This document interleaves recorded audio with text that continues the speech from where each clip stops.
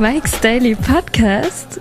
Episode 1714. I'm your host, Mike Matthews, broadcasting from Café Anyway, located somewhere in Podcastro Valley, Mont, the last place on Earth. And yes, I didn't do a super secret Sunday show, so darn it. But I was on a radio station over the weekend on Saturday playing Daily Podcast music. I made a joke that Weezer doing a cover of a Toto song, doesn't that mean their name should be Tweezer? Daily Podcast.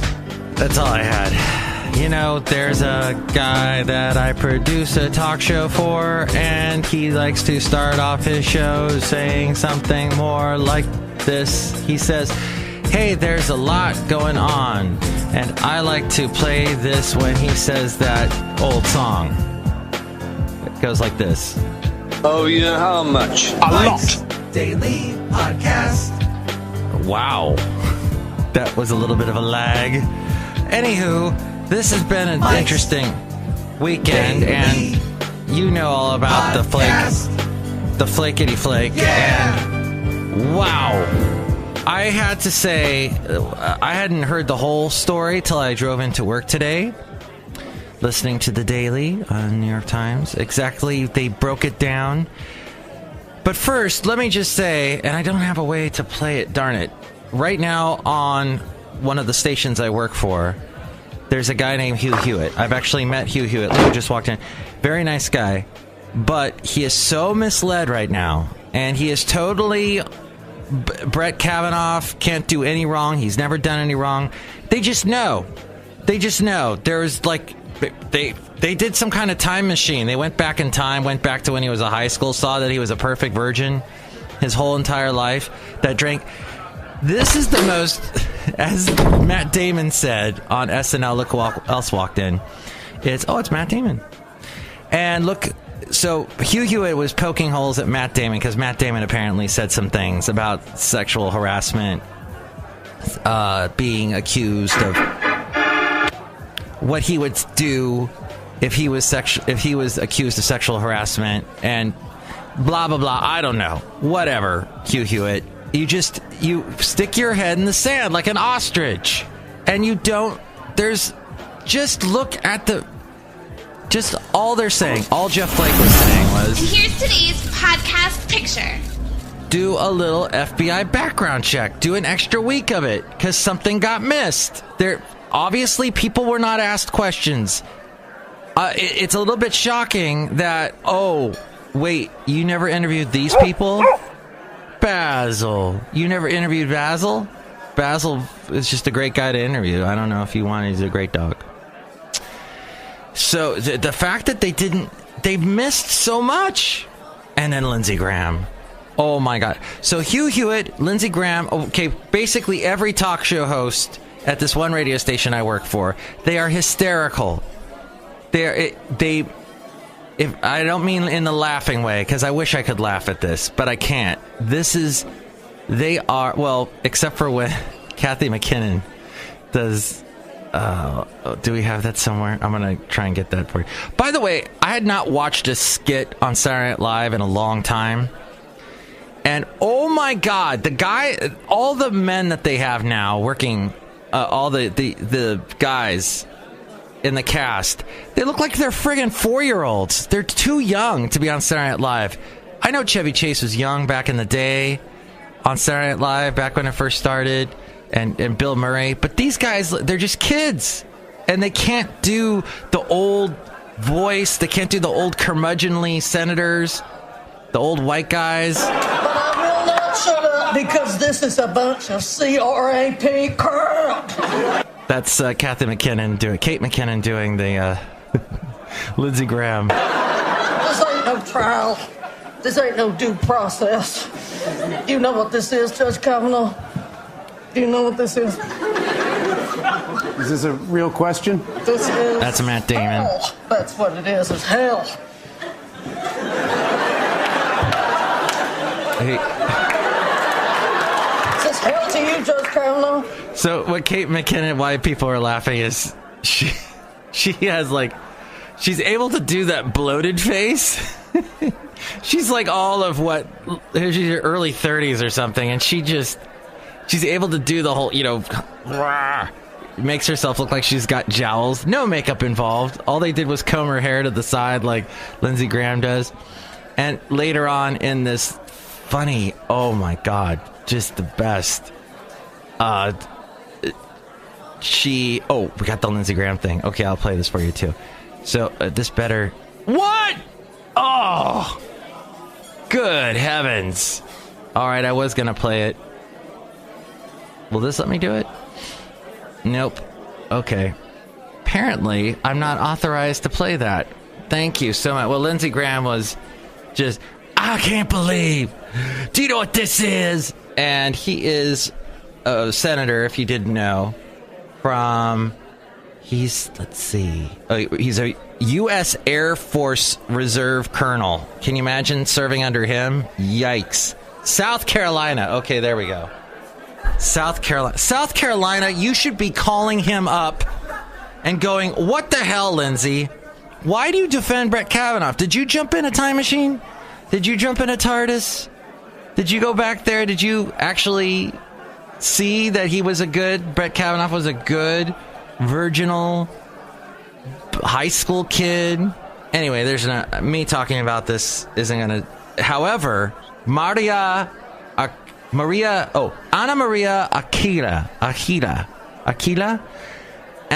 Archila was the one who, and then someone named Maria Gallagher or something like that.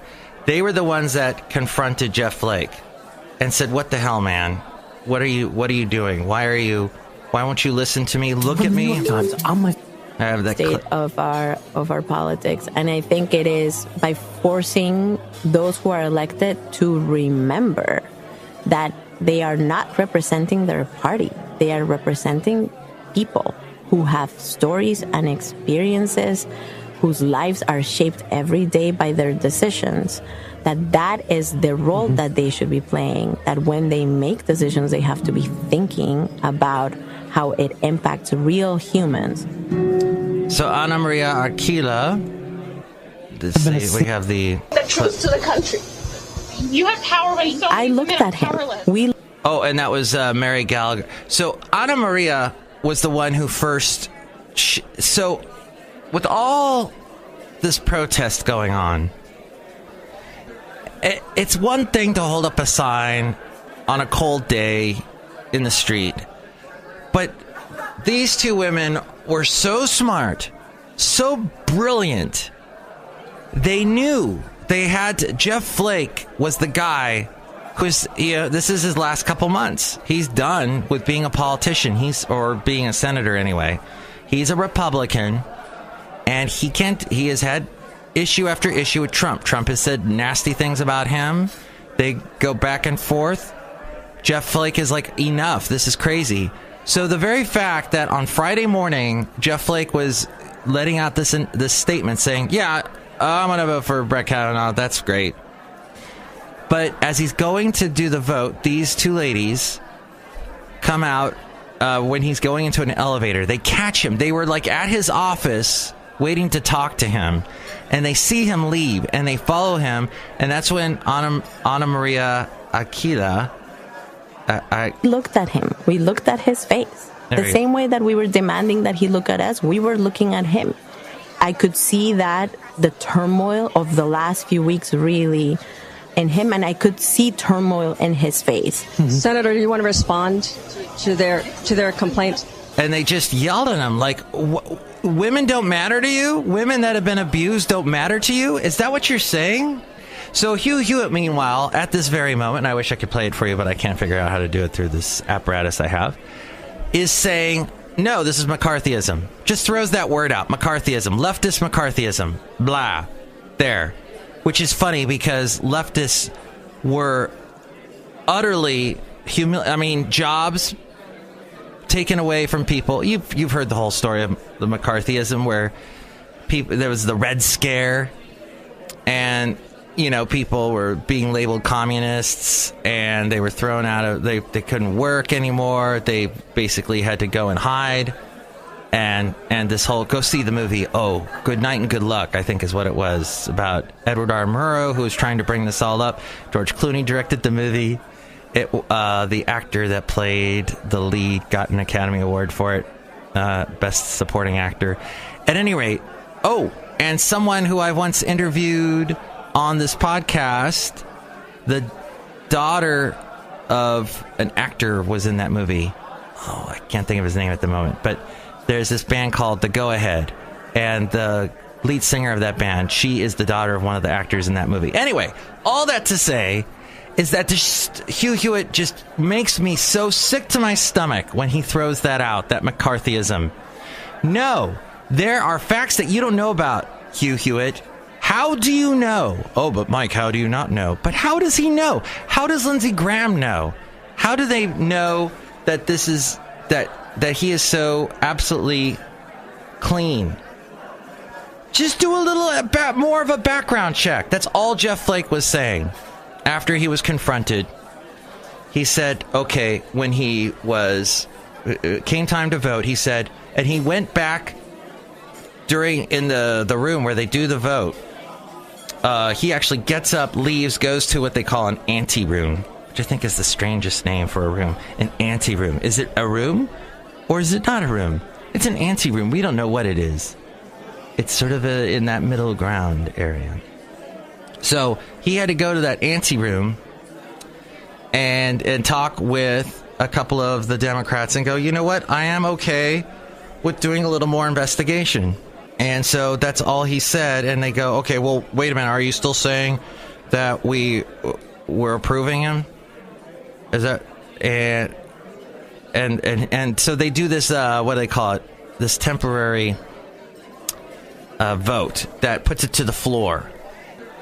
And then they're able to continue on with it. It's all complicated, I know. But the fact is, Jeff Flake put a little something in there, a little bit of, I need a little more information. And I think the American public deserves more information. I think these women deserve more information. I did go over the weekend, to the wonderful Lake Merritt. And, it's not as nice in the fact that now there's a bunch of trash around the lake. Garbage. There's a lot of people throwing stuff just willy-nilly. There are people, those awful, one of the most disgusting things is those scooters. The damn scooters are everywhere. Lime and the other one, the bird. Everywhere you look, there are these scooters. And people are using them. But then when they get off of them, some of them just throw them right into the lake. Yeah, Lake Merritt is full of these little scooters now. I don't know if and then my lovely lady friend was telling me that what Bird does is they just show up to a city and then drop off all these scooters everywhere. Just litter that's ridiculous. And I saw a bunch of young people on these scooters. They're basically, they're electric powered. So you get to push yourself a little bit, and then the electric motor turns on, and then you're basically running on electric power. You're on an electric scooter, and you're moving around, and you're standing on it. It's one of those things that you saw the kids used to have, the Razors. And I used to think they were awesome. I wanted one. And now apparently you just rent it through your phone through an app. Which, by the way, over the weekend, Google sent me an email about how I should unplug during the weekend. And there's an app for that. Wait, I don't need an app for that. I just turn off my phone. It's as simple as that. Why would I need a stupid app for that? We're so app crazy. Oh, download an app for this, download an app for that. It was ridiculous. As we go outside a Café Anyway, where we bring you Mike's Daily Podcast somewhere in Podcaster Valley. It seems like on Mondays, nothing works for me. Everything here at Café Anyway is just a big mess. And then I said on the air I had the wrong date for Doctor Who. The new season starts next Sunday. And apparently it's going to be like a live simulcast of the brand new show, which I hope to God they don't have Chris Hardwick do a pre-show.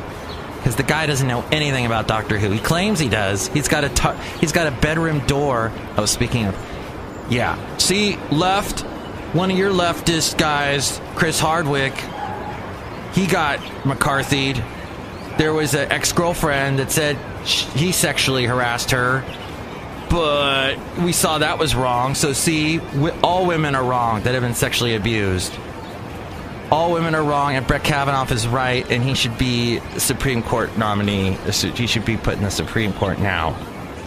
Jeez. All I'm saying is, you've got the wrong guy, Republicans. Just face up to it. He's wrong, and put him away.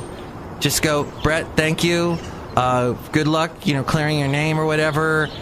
We're just not going to go with you. You're too hot. Too hot to touch. Too hot of a pocket. So we're going to go with someone else.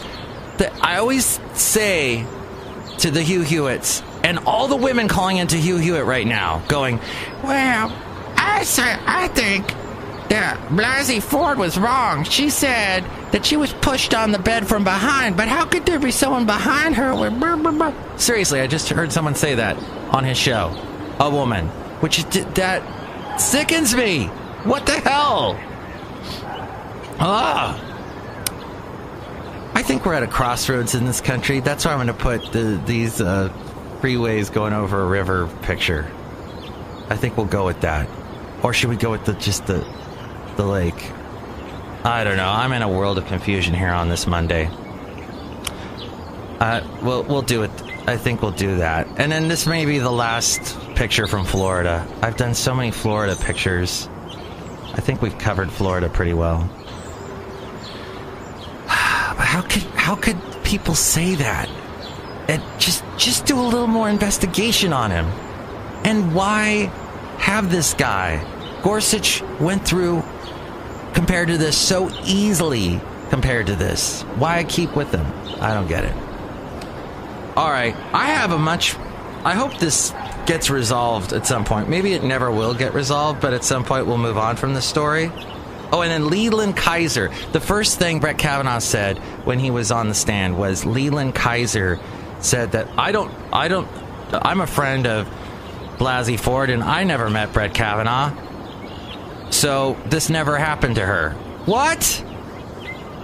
And then the fact that Brett Kavanaugh's wife was just weeping on her. Oh, by the way, when Matt Damon was doing that skit on Saturday Night Live, the girl sitting next to him on his left, that woman is the lead singer of something Dive, this band, and I never remember their name, but she's the lead singer of this band, and she's got this really soulful voice. She's awesome.